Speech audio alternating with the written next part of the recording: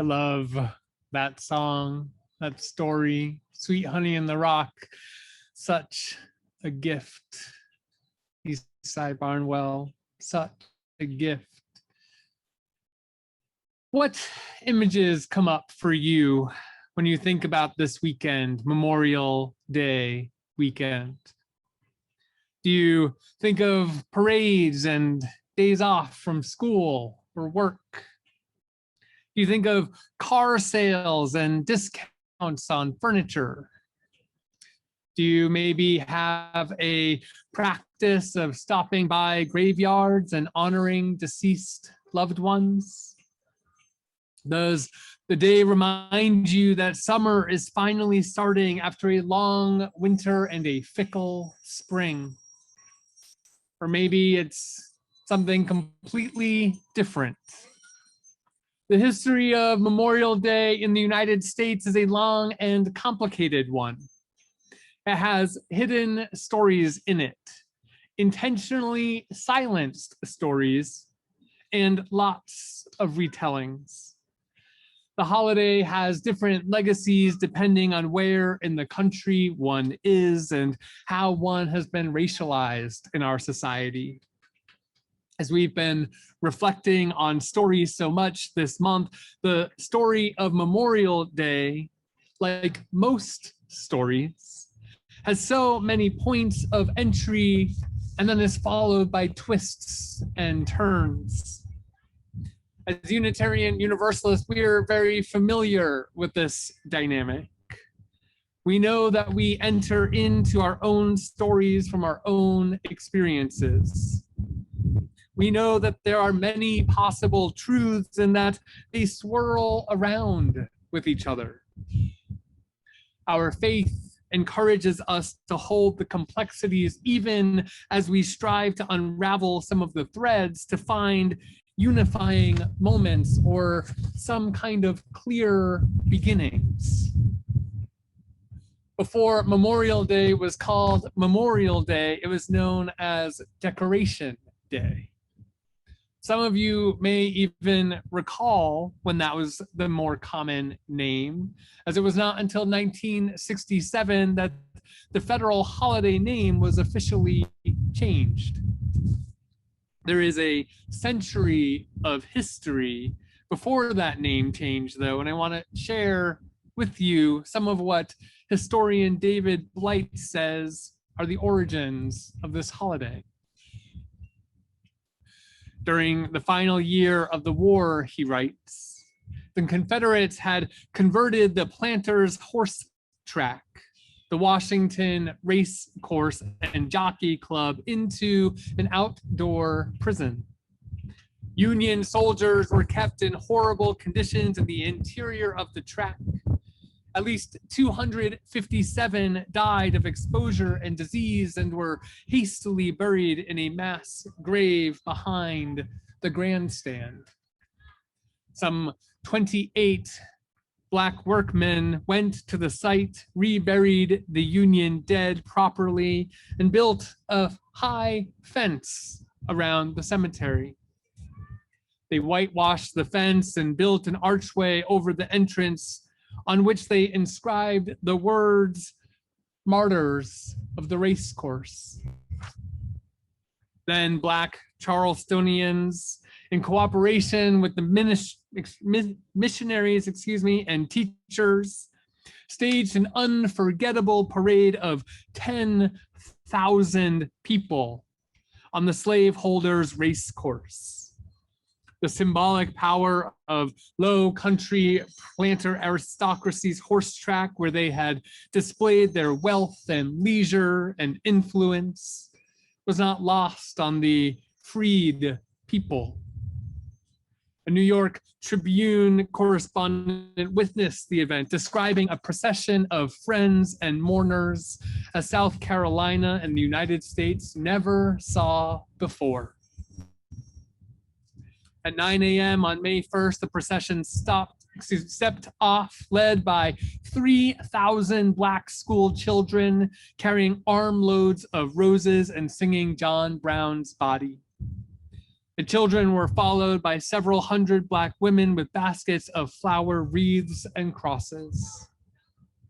Then came Black men marching in cadence, followed by the contingents of Union infantry and other Black and white citizens. As many as possible gathered in the cemetery enclosure. A children's choir sang, "We'll rally around the flag," the Star-Spangled Banner, and several spirituals before the Black ministers began to read from the scripture. Honoring those who have fought in war can be powerful, while also complicated. The Confederate States started to do their own decorating of deceased soldiers' graves shortly after this event, honoring their dead as well. Instead of a righteous resistance to slavery and an honoring of those who fought for freedom, these decorations were more complicated. Of course, their families and friends loved them, missed them, longed for them, and mourned them. The practice of honoring their deaths, particularly by Southern states, though, complicates things. Is there a way to honor the sadness about deaths of those who died fighting on the wrong side without celebrating their mission? I think this is a hard question about the Civil War and is part of what makes Memorial Day so complicated still today. Regardless of where we find ourselves politically as individuals, the truth is that the United States is an empire. As we struggle with the best ways to honor fallen soldiers without valorizing war, it is a challenge. It's a complex balance. The organization Veterans for Peace show up at Memorial Day parades all around the country, reminding us that the best way we can honor the dead is by working for peace, disarming nuclear weapons, and beginning the work of reducing our military budget and closing some of the many, many foreign US military bases around the world. These are not just silly pipe dreams, they are material changes we could make as a nation to get us to where we need to be in our globe. I find myself in somewhat of a constant struggle with how to honor Memorial Day. I come from a military family. My dad got out of the Navy just as I was born. His father had been in the Army. His brother was in the Air Force. On my mom's side, her brother was in the Army and her stepfather in the Navy. All these Irish Catholic men believed that the way they made a difference in the world was to serve their country. For my grandfather, serving in the Army was both a thing of great pride, but also caused him a lifetime of trauma. He was a sergeant in the Korean War, what gets called a police action by the United States. Growing up, I remember he would always watch military documentaries and talked a lot about the military, but could never tell his own stories. I know that he experienced some horrible trauma, but that's true for basically everyone who ends up stuck in war. His trauma affected his life, helped turn him into an alcoholic, and affected how he was able to care for his family. He did all he could to be a good provider, relying on his understanding of what it meant to be a man. I find myself wondering how much masculinity and toxic masculinity in particular plays in to how we honor fallen soldiers and take pride in war. While women and children make up the disproportionate number of war casualties, the stories we tell about war almost always center on men. What might a Memorial Day look like that honored all victims of war? How might we even do the work of expanding our understanding of what it means to be in war? We heard a litany of names, those who have died, remembering those who are gone. These are not necessarily stories of war, but when a pandemic rages and people cannot get the care they need, I wonder about our definition of battle.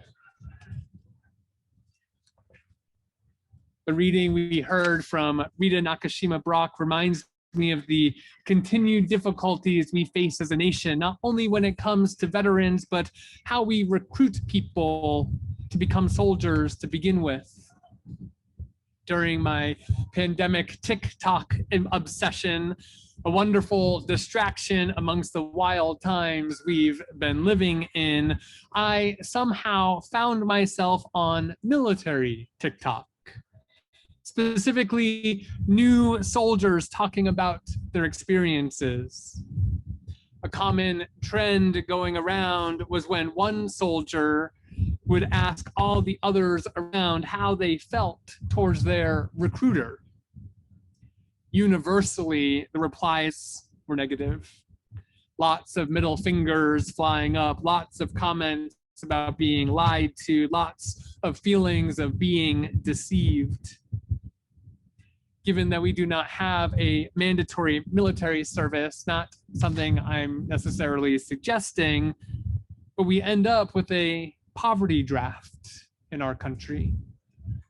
While certainly there are those who sign up with excitement and willingness, the vast majority of soldiers see the military as their only way out of poverty.